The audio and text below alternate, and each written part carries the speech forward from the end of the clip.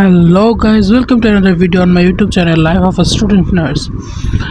আজকে আমার clinical practice আছে, সেই জন্য আজকে ইভিনিং শিফটে ছিল, সেই জন্য দুপুরবেলা রেডি হয়ে বেরিয়ে অটো পেয়ে গেছি আজকে, সেই জন্য তাড়াতাড়ি অটোতে বসে পড়লাম। কিন্তু ব্যাড লাক ছিল যে অটোতে আজকেও সামনের সিটে বসতে হয়েছে, বুঝি না কেন রেগুলার এমন হচ্ছে। তারপর বাস স্ট্যান্ডে গেলাম। বাস স্ট্যান্ডে গিয়ে আজকে রীতিমতো বাস পাইনি। সাধারণত দুপুরবেলা বাস পাওয়া যায় না, লেগুনাতেই যেতে হয়। তো তারপর আমি বাস না পেয়ে এসে লেগুনাতে উঠে পড়লাম। লেগুনাতে উঠে ভাবছি যে যেতে পারবো কিনা, তারপরে যে লেগুনা ছেড়ে দিয়েছে, তারপর লেগুনা থেকে নেমে পড়লাম। লেগুনা থেকে নেমে পড়ে হসপিটালে যাচ্ছি।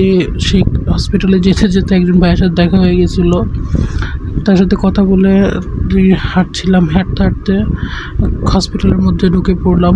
ওই যে আমাদের নার্সিং অফিস, সেখানে গিয়ে সিগনেচার করতে হবে। সিগনেচার করে দেন পরে ওয়ার্ডে যাব।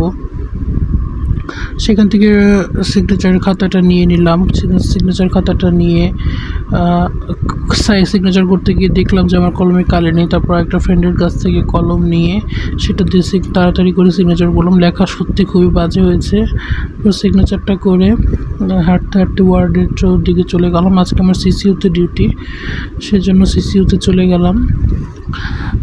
সিসিইউতে গিয়ে গেট করলাম। মনে হচ্ছে আজকে অনন্ত সিকিউরিটি গেট খুলে দেয়, আজকে একাই নিজেই গেট করলাম। তারপর ওয়ার্ডে বসে ওয়ার্ডের কিছু ক্লিপ নিয়ে নিলাম, মনে হলো সেটা একটু শেয়ার করি সেই জন্য।